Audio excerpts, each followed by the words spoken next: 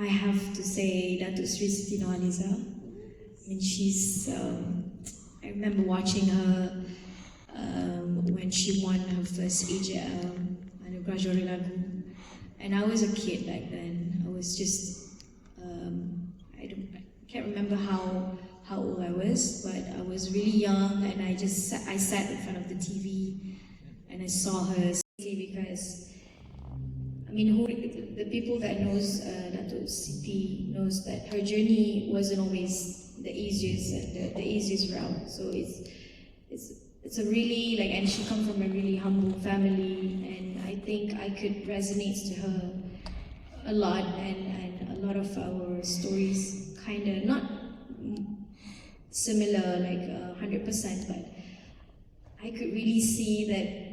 When I watch her perform, I feel like I want to be something like this. I want to grow up and use my voice and be a singer like her. So yeah, I would say Datuk Siti. That was for music, but I think the most important people in my journey is my mom, because my mom, she's not a singer. She doesn't know how to sing. She tried to, but I told her, tak apa mah, jadi cikgu je. And Aina cikgu BM. So why I said my mom, because mak saya ada di setiap penjuru saya nak pergi ke kelas vokal. She encouraged me to learn my instrument properly. She's the one who tried to find vocal teachers for me, and when I was a kid, my mom dia tak supportive sangat. Yeah, because she's scared that music akan buatkan saya lalai, buatkan Aina macam tak boleh fokus dekat sekolah, because I still have my studies and everything, right? And my mom cikgu, so she cares a lot about the the normal education kan, apa semua, the academic. Tapi after few years, dia nampak my passion and how I cannot stop singing in our house. So my mom yang send Aina pergi ke kelas vokal from Seremban to Taman Melawati. So that's quite far back then. We took trains, we took KTM, pergi ke Ampang, apa semua. So I would say my mom, and she's so strong, and at that time my mom dah jadi ibu tunggal, because I lost my father when I was about I can't remember, 15 years old. So 15 years old, I lost my father. So my mom yang sambung tanggungjawab menjadi seorang bapa dan ibu at the same time. And even though she was so against the idea of becoming a singer di awal tahun tu, tapi lately after some time dia setuju dengan idea itu, and she encouraged me to study first. She said, if you want to be a singer, you kena habis belajar, you kena habis sampai degree. Yeah, so it was a challenge for me, because at first I nak belajar vocal tu, I took the ABRSM program and then learned my classical arias and everything. But then that was it. And then my mom cakap kena sambung belajar pula, kena ambil diploma, kena ambil degree. And it took me a long years to finally establish my name as Aina Abdul. Really long years, because I need to finish my studies first. And I think that was the best decision ever. Yes, thank you, Mom. So much from them. They have such practical ways of approaching music, and both of them have such different repertoire, with Kevin doing lots of contemporary stuff and David rooted in the classical, romantic, operatic tradition. So I learned so much from them in the doing and in the thinking, I would say. Yes. Really good in academics. Even though my mom cikgu pun tak berapa pandai sangat. So I suka sangat menyanyi, I suka berangan. I would collect my mom's scarves and made it into a dress. Yeah, and I would just run around in the house, just singing and dancing to a Bollywood movie. That was my childhood. So I would say that later on, because I realized that it's my weapon, so I know that I have to use it properly, use it wisely, and then with my current journey as a songwriter, benda tu bagi ada confidence, because whenever I feel like things is not going my way, I can write about it, and when it turns into a melody, when it turns into a song, and seeing people sing with me, sing my song with me, that gives me a lot of confidence, because now I have a purpose. Like, I can write for these people. So, benda tu lama-lama dia akan jadi kekuatan dekat saya, sebab bila saya tulis tentang when I write about something and then that become their anthem,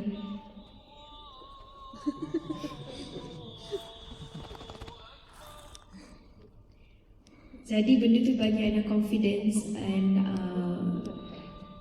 soalan nak cakap bagi kita.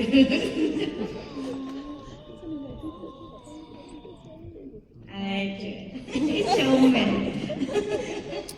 Okay, so jadi blank tau nak cakap apa. Okay, so benda tu bagi Aina confidence yang banyak dalam career Aina. Because when I see people and when I do concerts or when I do shows and when I see my fans sing along to my song, so benda tu bagi Aina banyak sangat confidence. And even though until now Aina masih lagi seorang yang pemalu, dekat stage je saya berani, dekat luar saya I'm still a normal kid.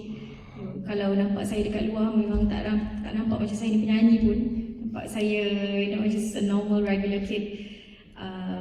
So I would say if I were to, I hope I menjawab soalan you, benda yang bagi kekuatan tu adalah through songwriting. For me is when I see my fans, dia faham dengan apa yang saya tulis lah.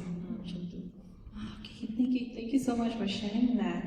It's even when you think that your world is full of rainbows and everything, and untuk macam Aina sendiri, when I open threads, when I open my social media, like it's always negative comments.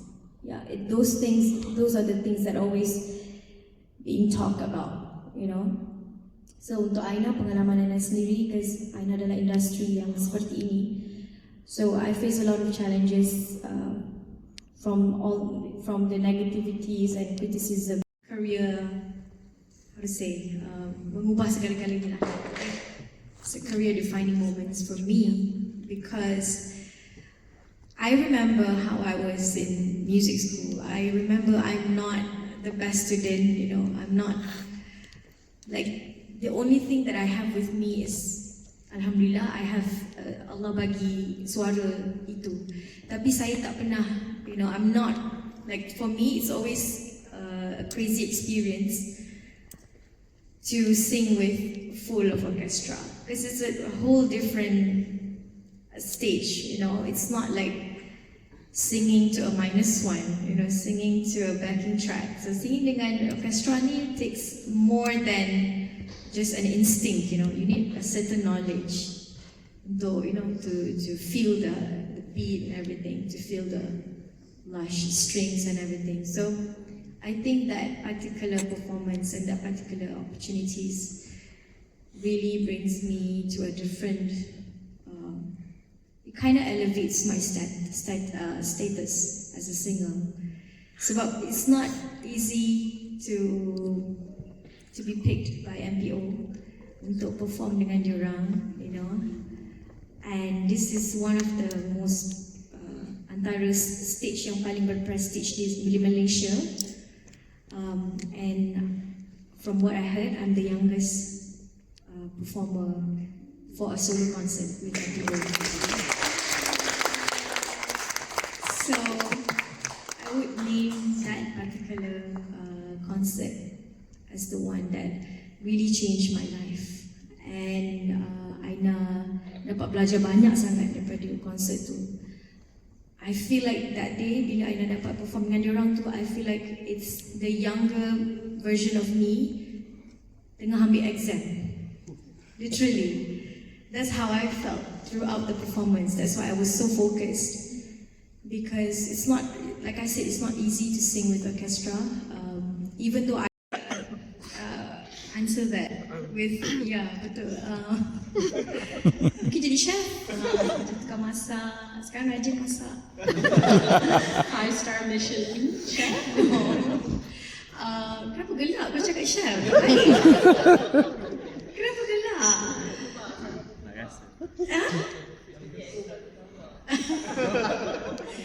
Inside joke. So yeah. Orang yang tahu je tahu pasal ketumbar tu. But yeah, I think walaupun benda tu macam jadi jenaka, macam it's a comedy thing for people to watch me cook in my doing my live, buat TikTok live apa semua.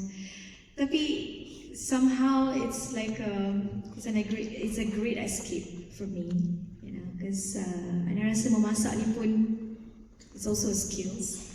It's also something that you know you can belajar juga sebab it's interesting for me sebab sekarang ni bila dah rajin memasak ni dia macam lebih kurang je macam music sebenarnya. Dia kena selalu practice. Hari ni masak nasi masak asam pedas sedap. Minggu ni macam macam tak sama dah rasa tu. So for me is that, and selain daripada jadi tukang masak ke apa ke, I think kalau Aina tak jadi penyanyi, Aina mungkin jadi yang sebelum ini kerjaya saya adalah sebagai guru vokal. So that's how I started my journey juga sebelum Aina orang kata yang anda kenali sekarang ni. Ini for few years ni dah 7 tahun ni sebagai Aina Abdul. Tapi sebelum itu saya adalah guru vokal, and saya adalah guru vokal kepada budak-budak kecil. And saya mengajar memang anak-anak yang sangat memang muda lagi, which is like ada yang my youngest student back then was 5 years old. So sebenarnya saya rasa banggalah dengan diri saya sebab jadi cikgu vokal dan jadi guru vokal kepada budak-budak kecil ni paling susah ya. Kerana kita nak how to teach to listen to a note, sometimes kita dapat budak-budak yang mungkin anak-anak yang bukan, orang kata kita tekan je note C tu dia boleh nyanyi, dia boleh follow. Sometimes we receive a lot of students yang dia mungkin kena asah lagi dia punya nada dia tu kan, macam mana dia nak dengar. So I would say I would still be a vocal teacher until now. That's wonderful. Can you think you were a vocal teacher before this? Yeah, and that's not easy. That's really not easy. Okay, now we're moving into the finals, and we essentially mapped out our journey from the first part to milestones. Now to close out our panel discussion for the evening. And it's a very important question juga untuk younger generation sekarang. Because sometimes with all this social media and with all this development, when you're so encouraged with views and likes, comments, followers, so you are driven into thinking that success means millions of followers. Success means trending videos. Success means FYP. Yeah. So I think that mindset is really disrupting, and it's really bad for us, and I think for me as well, even though Aina dah sedikit berumur daripada Gen sekarang ni. And benda tu bahaya because I'm scared that the younger generation would feel discouraged if they don't get as much likes as the other singers, or if you are doing so well and yet nobody really checks your videos, and I'm scared that would train the younger audience to think that, oh, I'm not good enough, or I'm not famous enough. And it's those things that yang Aina masih ajar diri Aina juga. Even though people may see Aina ada, alhamdulillah ada kerjaan dengan itu, dengan benda-benda yang Aina buat, tapi on a daily basis, I'm still struggling as well internally. So itu yang Aina takut for the younger audience sekarang ni, and I hope that I don't know if this will change. I don't think it will change anything, because benda tu dah jadi macam some sort of norm in our daily lives, where when we post something, the first thing is we check how many likes. Kan? And I'm just hoping that I hope the younger generation sekarang ni they will do more research, or they will read more, and then they will realize, I don't know when, but maybe